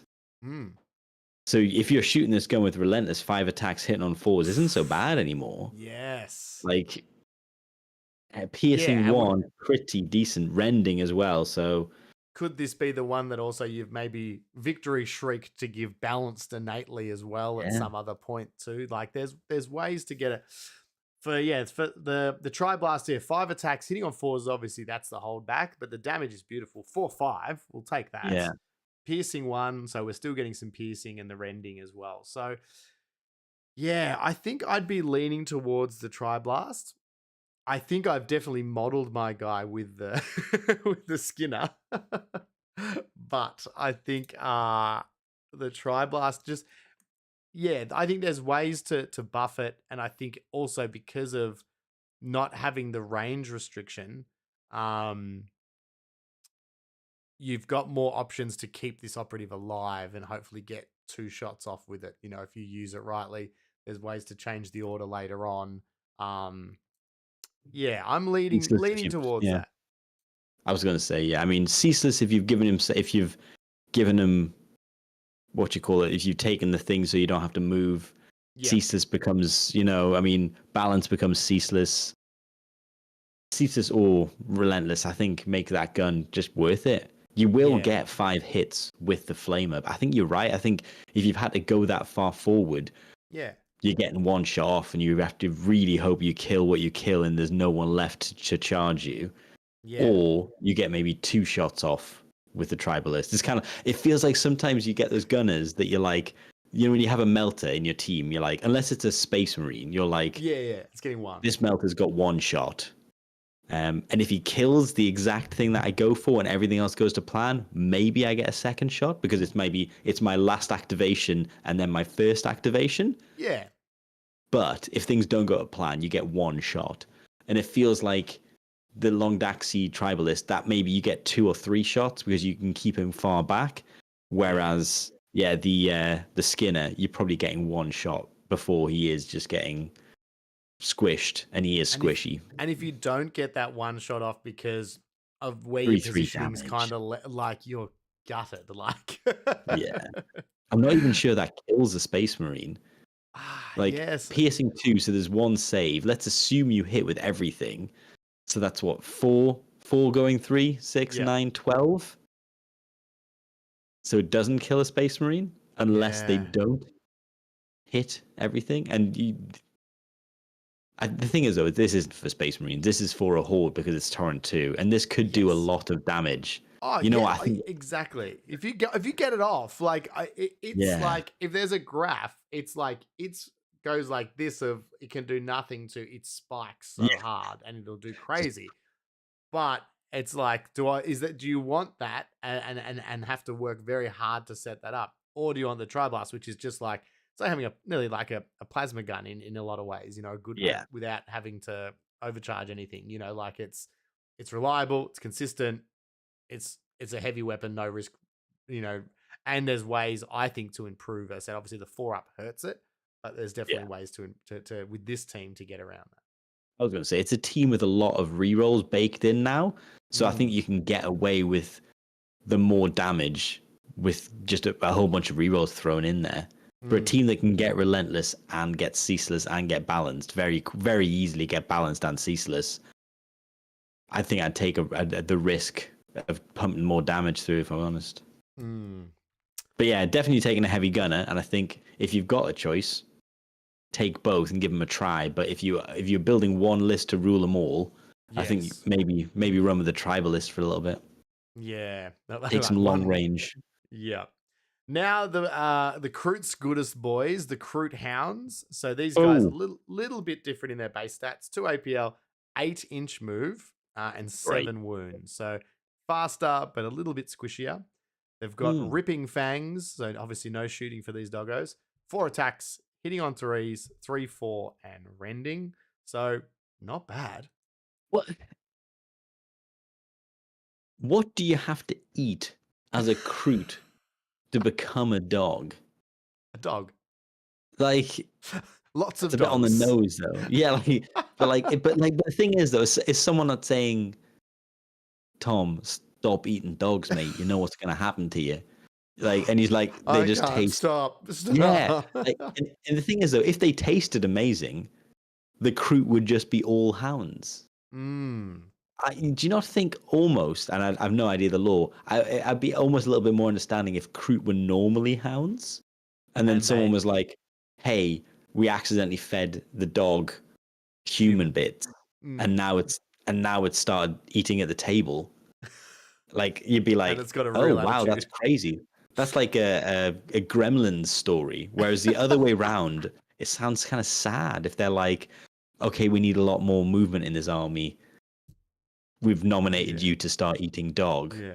No, we haven't even told you. We've actually been swapping your food out. You've just started feeding you dog. Yeah. You've been eating chum for these past 6 weeks.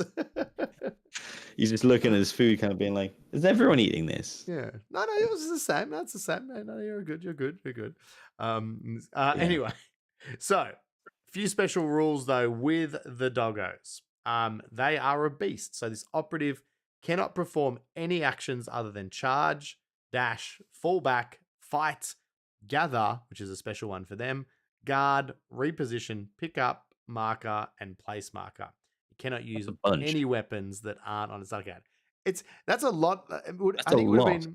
I think it would have been an easier list to list the things that they Can't can't do. It can't do unique mission actions. Yeah, that's That's about it. it. Yeah. Yeah. So, yeah, a lot there.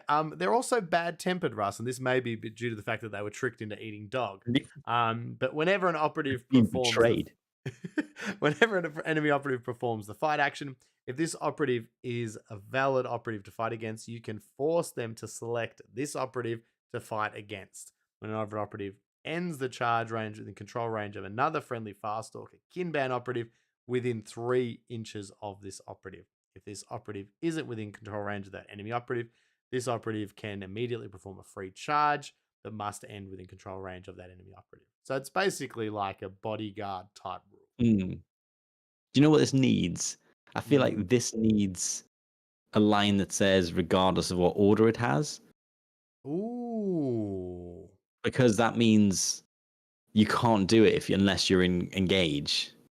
So you can't hang out. Like, I feel like it's great, but it means you have to have really set up the fact that you are then going to use them as a counter charge by having them able to be shot, which is fine if you're into like Felgor, because you're like, it doesn't make a difference. But if you can perform a free like charge, but you can't perform a charge if you're in conceal.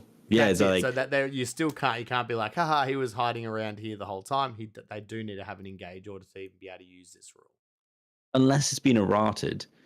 It was in the last edition. You had to be, you had to be able to do the free action that you can do, and that is order dependent. So they can't charge from conceal. So if you're in conceal, you can perform the charge, but you can't because you're not in the right order to do so. So you'd have to kind of have them ready. Which isn't bad, but it just means that potentially you'll leave an operative out in the open. If he's within 3, he might be within 2, which means you might be asking for a blast, which is sort of like, oof. So I think this could be good once you're in the midst of it. So I think you're probably not going to plan to use this. Yeah, yes, that's I think what you're right. Yeah. I'm going to accidentally nail just this to you. Yeah, I'm speaking to you now, Reese, not anyone else listening. I don't think you'll plan to use this. I think you'll find yourself in a situation where this will be useful, though. So once the melee start and you've got people charging in and out, if someone is charging someone, you're like, I need him to be free. You could be like, boom, in comes the dog. You're fighting the dog, and then you're not tied up because you've got that thing where you can disengage for an extra free. You just needed him to live. But yeah. Interesting. I mean, yeah, look, as you said, I think it will come up, but not. It will be a harder one to plan for. The last ability they've got is 1 AP, and Norwich KT in the chat was just talking about that this is it's gather, and it's very, very strong to use in line with plant beacon. So there could be some trickery with the I think so. Our secondaries here. You can basically perform a free dash or reposition action. Reap action. This has gone for a lot longer than I realized. I'm very tired, and it's the morning here. Reposition action with this operative. Morning here now. During that move, you can perform a free pickup marker or place marker action with this operative.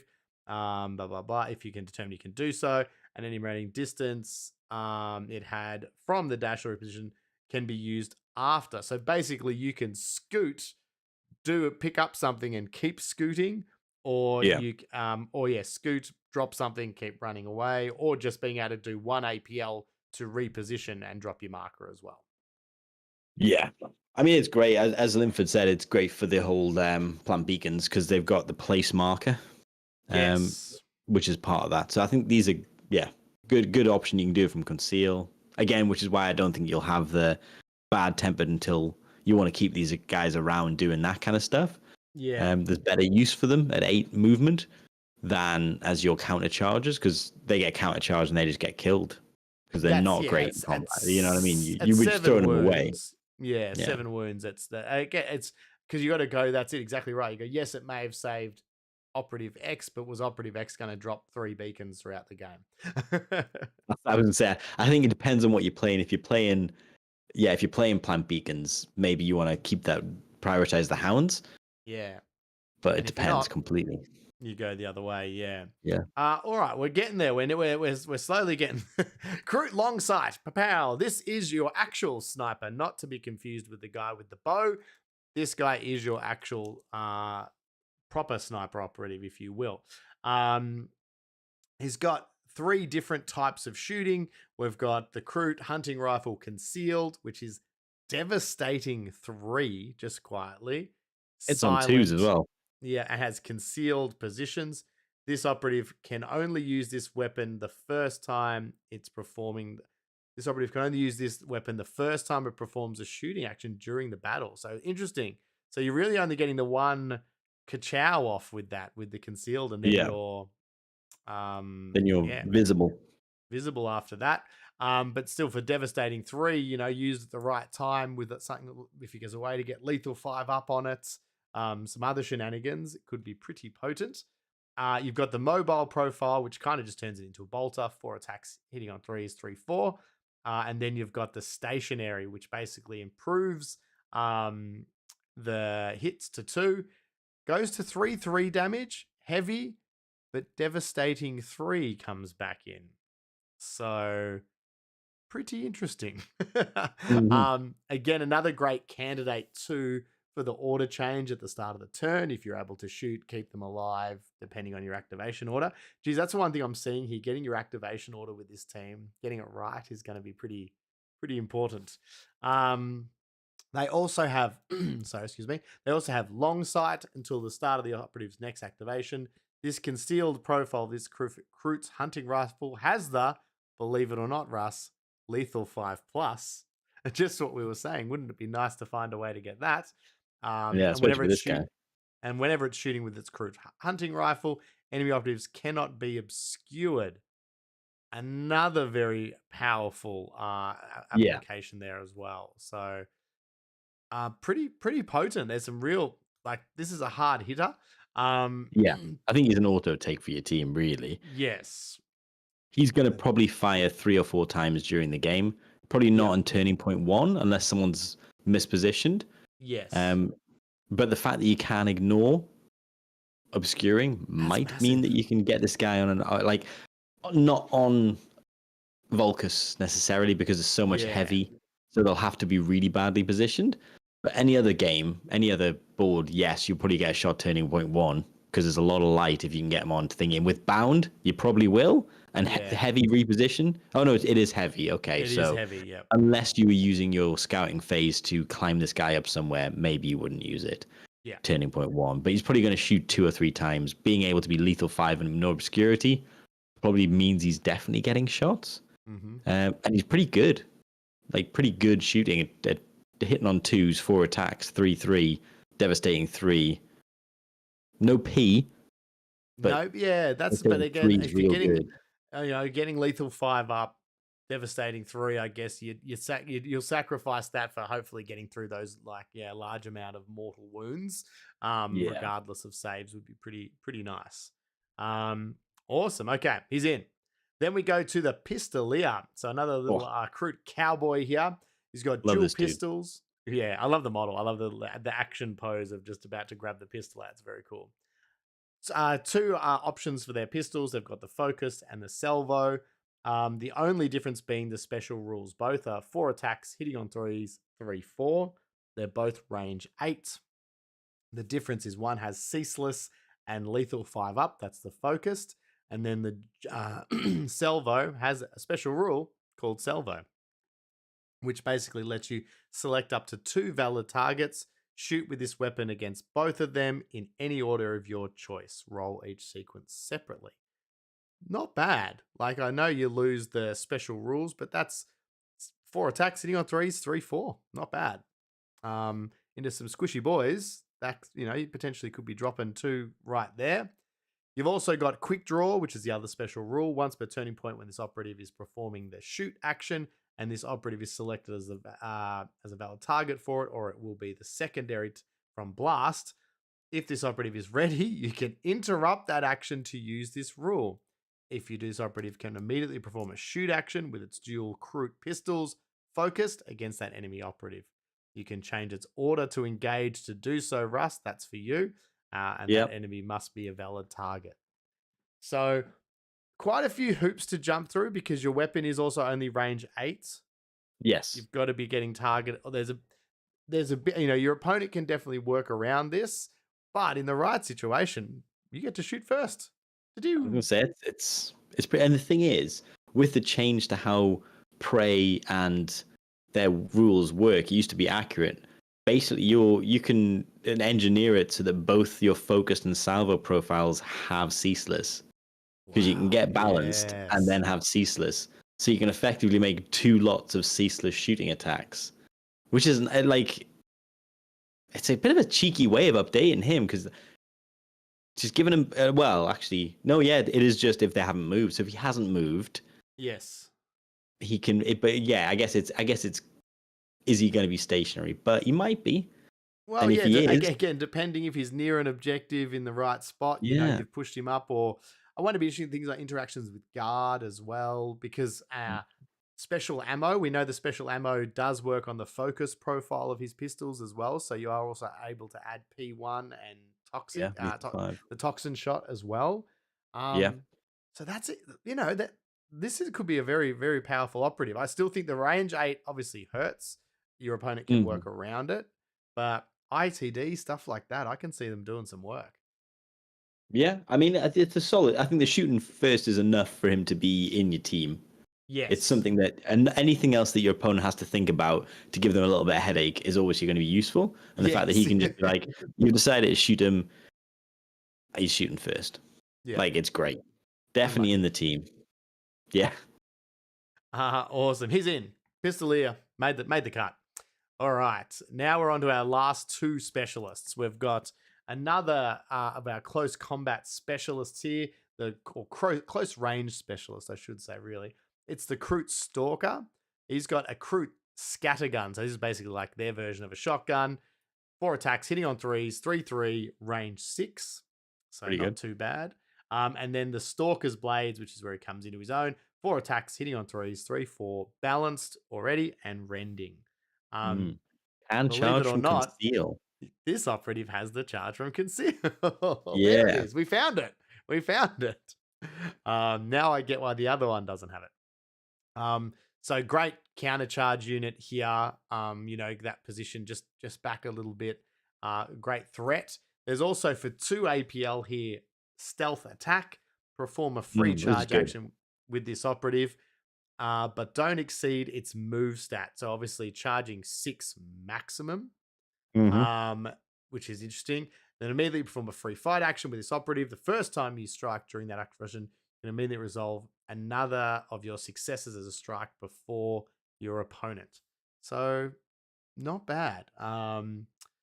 This operative cannot perform this action while it has an engage order. That's interesting. Okay. Or within control range, or if it isn't within 1 inch of light or heavy terrain. Interesting. So it's creeping around buildings, but potentially between 6 and 8 damage. Being able to slam that through before your opponent gets to do anything. I mean, again, perfect for those low wound count models. I mean, not that it's not good against an elite, but it's really come into its own against the squishies. Yeah, because then you can charge, kill something, and then still be in conceal. Whereas I don't think there's much of a chance you kill an elite with this guy. Even if you go up to 5 attacks, unless you roll really bad, unless they roll badly and you roll well, you'll do 8. Yeah, like maybe 12 damage before they maybe, you know what, if you roll all crits you might kill, but that's a tall order. Yes, you probably don't kill. Look, that's how I play all my games. I only roll crits. I don't muck around. Why would I roll normals if I don't have to? But there's a solid chance if you're not injured you do 12 damage again. If you've rolled incredibly obnoxiously well, that's a decent amount of damage to put through. But obviously if you're into a horde 7-8 wounds, you can reliably sneak in, kill him, and not be targetable. they still have to come close to you. And then if they're coming to shoot you, you're in cover, well, they'd have to be within 2 inches. So, but yeah, decent for you. Yeah, He's a good operative. I like him. And I do love it's one of my favorite types of operative have is that counter, that great counter charge unit that's in conceal. Just the threat, as you said again, just gives your opponent another little headache, another little thing to think about. That wait, that guy can do that. There's not much they can do until it gets to strike. Then we get the Kroot tracker, another animal friend. One of the original birds. Yes, it is one of the original birds. Equipped pretty standardly here, just the Kroot rifle and the blade, but obviously this guy's special ability is bird powers. He's got marked for the hunt, so this is a 1 AP action. You've got basically, speaking of extra markers, think of Mark Hunt. we need an extra marker here, not Mark Hunt. And then basically we place this marker visible to this operative or on a vantage terrain or a terrain feature that's visible to this operative.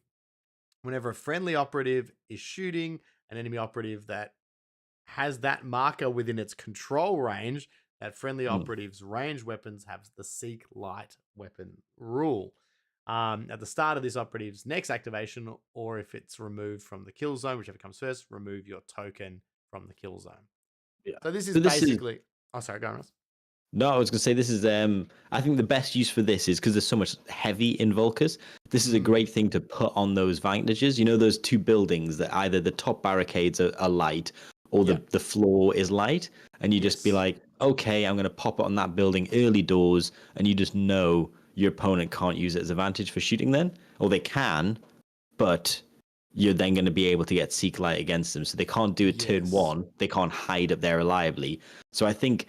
almost as an early activation, you can try to, if you want them not to go up there, you can deterrent a vantage and be like, don't even go up there. Or you can keep it, save it. It's to save this guy, your heavy tribalist and your marksman, and be like, I'll wait until he puts someone up there on conceal, ready to try and do something. And then I'm like, boop. Now I've got Seek Light and that light terrain you're behind. You're now going to get shot by the silent, devastating 3. And if that hasn't killed you, the tribalist is then going to take a pop, and maybe you've set them up in a position where they haven't moved or not, but it's sort of like you can take a couple of shots quite comfortably. So I think it's a good move to be able to either say, I don't want you up on that, stay down. Like if you don't want them up there with bandit shooting, you can say, don't go up there because I'll have Seek Light, and then it's a threat. Because honestly, depending on who you're playing against, if they got decent armor, your threat's not great. Or wait and have it as a trap and be like, okay, the bird goes there. I've got Seek Light. I'm going to take a couple of pot shots at your guy behind that terrain.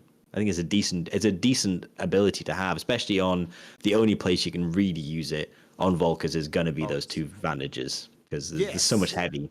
It seems that's probably the only thing. It seems like it's not necessarily a huge offensive weapon. It's nearly area denial. It's like, you're going to try and put an opponent on a you got someone on advantage for the whole time. I'm just going to pop this token here, and now you're either going to you can stay there and you're going to get shot, or you can not risk coming up there. So it's interesting. It's not crazily powerful, but I mean I do like unlimited range. It's just line of sight.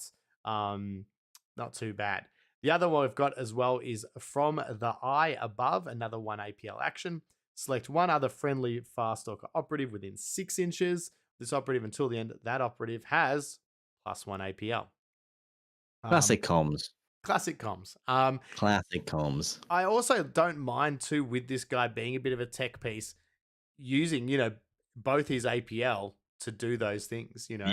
Pop a marker up. You can do them both from conceal. Why not? Pop someone up and stay in conceal.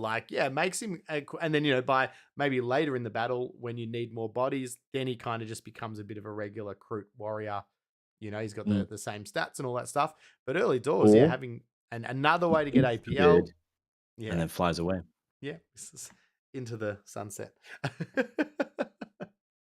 All right. Options. So I think, again, just purely based on the fact that the Kroot tracker has that APL thing too, like that means that alone means you're taking them, 100%. You gotta take the comms. Then we come to the final, the Kroot warrior. you do have choices with this operative. You do have the Kroot rifle, the Kroot scattergun. So the scattergun Yeah. effectively being the shotgun equivalent. Where are you And then landing on the guns? Mm. I'm not sure. Hitting one better is nice, but range 6 is again, it's range 6, not range 8. Range 6. I just feel like with these guys, and I might be wrong, this is a feel purely reading their rules, that you're wanting to maintain that distance. You're wanting to keep back and as much as Yeah. possible. And if you are using the scatter gun, that means you're potentially denying a lot of shots each turn, especially early doors while the board's spread out. I might be wrong. There might be someone running all scatter guns. But I think how you say it makes sense to me. I think it depends on how you play Kroot, and you'll know after a couple of games, because I think if you're going to play it more gunliney, and the thing is, I think you can play it a little bit more gunliney now with the fact that Prey gives you balance and ceaseless. Well, not balance, but if you've got balance, you're now ceaseless. So I kind of think I could see the benefit of the Kroot rifles. 4 attacks hit on 4s, maybe end up with 3 shots, 2 at 3, 4. I mean, you're not going to do much into a Space Marine, but you never were. Yes. And that might kill. Nothing's changed. Yeah, that's not. But you might quite comfortably kill a Horde model at 7 to 8 wounds with 2 shots. Whereas the whole problem is you're not trying to kill the Space Marine. You're trying to hit him with a lethal 5 so that your toxin shot retains a stun. Yeah. So maybe you want the range on that, because you, like you say, you don't want to get too close, because then it won't matter. He'll still be able to charge and fight you. He's still going to be able to charge and bop you in the face. But if you got that distance, and as you sort of touched on there, these guys, their special rule is ready for anything. So once per turning point during a friendly operative activation, you can use meat, piercing, or toxic shot rules for free. Not bad. It also, doing so doesn't count for its once per turning point limit either. So interesting. So obviously it's like basically by taking the warriors, you're getting free extra toxin shots, piercing shots. You're even getting meat. If you do need an emergency heal, as much as we maligned it, if you're getting it for free, now we're it's good if it's free. Maybe a special discount. Yeah. So again, being able to all of a sudden get some AP on your weapons, being able to, as you were saying, deal out stun on lethal 5 up, being able to heal that for free, that's great. The 4 up obviously hurts a little bit, but we do know that there are ways to add, shooting benefits, standing still, victory shriek, all that sort of stuff. So, I think this is going to be the tough part, because it's once you add on all the specialists, now it's how many warriors and how many Kroot hounds. That's the big trade-off. Congratulations, Lap Scallion, on your watch streak. Lap is currently on a 7-watch stream streak. So thank you very much for joining us for 7 in a row. We won't tell your boss. It's absolutely fine. It's between us. It's technically work research. So anyone, if you need that excuse, this is work research. So now we need to have a bit of a look. So we've got, what have we got? We've got 1, 2, 3, 4. Oh, sorry. 1, 2, 3, 4, 5, 6, 7, 8. There is 8 specialists, including a heavy gunner. We need to have 11 operatives. And then we need to go. So does that mean we're taking 3 warriors, 2 hounds, 1 warrior? What are we thinking? I'm leaning towards 2 hounds.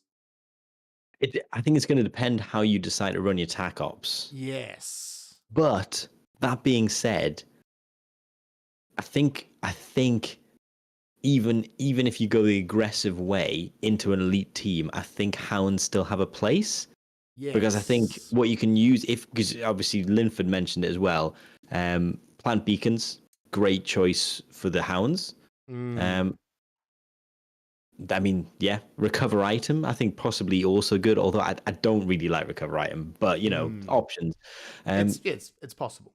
It's possible. But you can also, into your elites, you could use your doggos, because they've got a hell of a charge, 10-inch charge.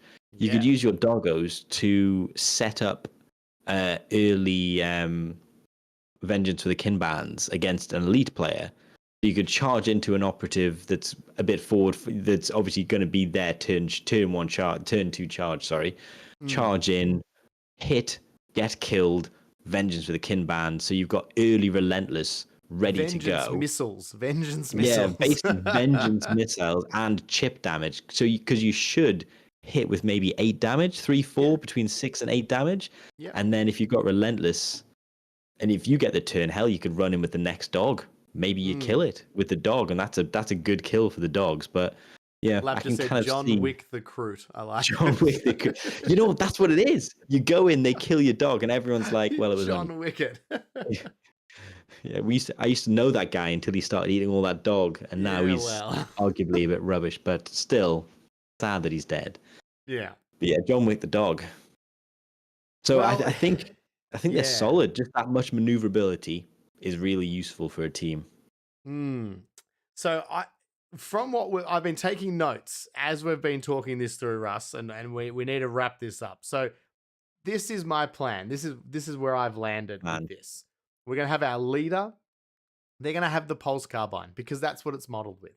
Fun. It's fun. Plus you got a lot of rerolls. Exactly, and I think there's ways to, because of course I'm pretty sure you could do the victory shriek on yourself as well when you get the. So we could do that. We're gonna have the bow hunter. We've got a cold blood, cut skin. We're gonna go the tri blast on the heavy gunner. We got the long shot, pistolier, stalker, and the tracker. And then our last 3 spots with spots. This is going for a long time. We've got hound, and a warrior. I like it. What's the loadout for the warrior? And the warrior's taking the traditional rifle. Because we're going to keep that. We're going to go that long range. We're going to also go for plant beacons as our thing. Because I think we're correct in the sense. I do like confirmed kill.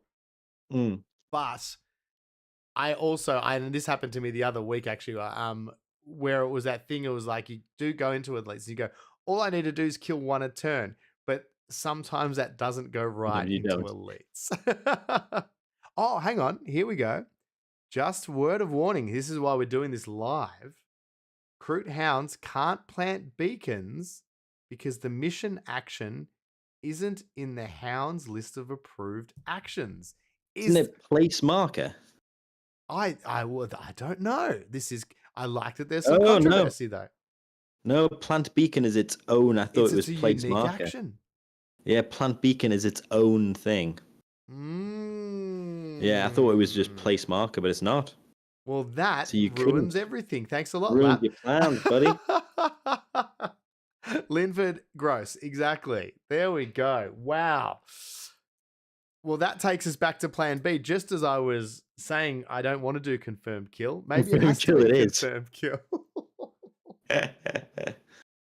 That is a gotcha lap. That's terrible. Not a fan of that. So yeah, because what have we got? Let's quickly just swap screens for a sec. I'm gonna go here. We've got infiltration and recon. Let's just bring them up. Let's bring them up. Oh yeah. So you got implant, which isn't bad. Yeah, implant I don't mind, but again, it's like can't do it from retaliate. So you got to bear in mind you've got to be aggressive with it. So you got to be starting combat, and you've got to be within 6 inches. So if you do that, you might as well go scatter cannons and go aggressive. Yes. So universal. Where's going to be the easiest spot to find the attack ops?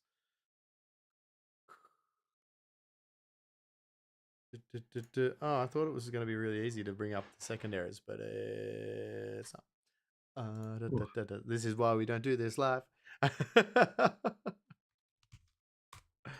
Wait, hold it. Hold.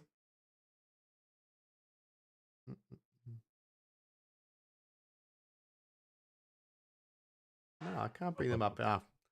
It's fine. We'll do it another time. I think it's going to be confirmed kill. From what I remember. Yeah. I mean, you can still do plant beacons. You've got bounds, so your operatives are still pretty fast. Yeah, and then you just change your Kroot hounds to be, as you said, our John Wick missiles. John Wick missiles. They just change their role. Hounds of Vengeance. The Hounds of Vengeance. But yeah, so we do that. I'm pretty happy with that. Andy asked a good question. I wonder if that's on purpose, the hounds not being able to do it, or if it's just like a miss. Like we changed this rule or we created this, but we forgot to add it to the hounds. It feels like fetch beacons. Yeah. Would be accurate, but yeah, I don't know. Interesting. You know what? It has actually helped a lot doing this to go through. I feel a lot more confident with the team now. I just need to get some reps in, need to get them on the table. But I think it was definitely so hounds can fetch items and confirm kills. So I was going to say, they can do you know what's implant. a good thing for confirm kill with those operatives is quite a lot of the times you will kill something, but your own operative will die. Whereas having a hound being able to move 10 inches with a move and a dash and land on an objective is pretty useful. That's kind of how I land on those confirmed kills. Yeah, I think having the mid board to follow up kills, or maybe even get the last. Oh, yeah. Yeah, I do, as much as I joke and I was about to malign it, only because I had some trouble killing some Space Marines. I can't let that one bad experience dictate. But I do want to have that mentality that, like, I know that there's definitely a lot to be said for swapping and changing things to match your opponent. Absolutely. But I'm also very big on, because you are playing so many games in such a small period of time, simplifying the rules. And especially for me, because this team is still quite new, there's enough to remember of who's got balanced and who's got this and who's got that and which things to use. I'd rather minimize that. And that's same as why the equipment, to me, is also, I'm probably just going to stick with the pierce, the toxin shots, take the trophy, and I'll probably look at, some form of grenades. Maybe that might be the only thing I'll do match dependent, whether it's crack or frag. Well, bear in mind, hounds can't throw grenades. Well, yeah, they can't throw grenades, but what are you going to do for your reposition? Because with, I think, 12 operatives, sometimes it's quite hard to fit them all behind heavy cover to deploy. Ooh, so you think maybe bear in mind when you're deploying, you might need a hairy barricade. So either you're going to have to take that as part of your scouting, or take it as to begin with. And then that's a good tip. I like this, because you're right. 12 operatives is a lot to try and get everyone somewhere safe. Have a think, but you don't want to group up too hard. Yeah. And you do, and you might get not the good choice. You might get second choice on board side. So you might be wanting to. You can always take it as part of the scouting phase, so you leave it open and give your opponent a little bit of there's some free targets there, and then you drop a barricade. Psych. Drop a heavy barricade, but bear in mind. Yeah, because maybe that's your swing equipment, because again, you're like, I probably don't need heavy on something like ITD, because obviously I'm going to get my hidden deployment. But that maybe on those other ones, you keep it the same, but then you go, well, I'm going to go extra equipment as my thing, because I'll need the barricade to hide behind, to cower behind. Nice. Well, that's it. I'm calling it there. That was a really, really great in-depth rundown of the Kroot. I hope if anyone out there who is looking to play the Kroot does play the Kroot. Obviously, this is going to go up as a VOD on YouTube. Chuck in the comments, join the Battle Brothers Tabletop Discord, share your thoughts on Kroot. I would love to hear any more advice or tips. We're obviously roaming around that Discord as well, so we will see it and would love to hear from you. Thank you so much to the chat for sticking with us. This was a long episode, so thank you so much to everyone who's joined us, stuck around, chucked advice in the chat. Lap, still mad at you for ruining it a little bit, but that's okay. If you're listening on the podcast as well, thank you so much for tuning in. We really, really appreciate having you join us here. You always have the opportunity as well. We are streaming live when we record these episodes on Twitch, but also now on YouTube Live as well. Thank you ever so much to Russ for persevering late into the night from GFN Gaming. 2:00. Boom. Was it really? Yeah, pretty much. Thank you, New. Work tomorrow is going to be knackered. Thanks, Reese. I'm hopeful that you'll be a Kroot aficionado after a couple of reps in, and you'll be coming back. We'll revisit it after you've had a couple of Yes. games in, and you'll be like, "This doesn't work."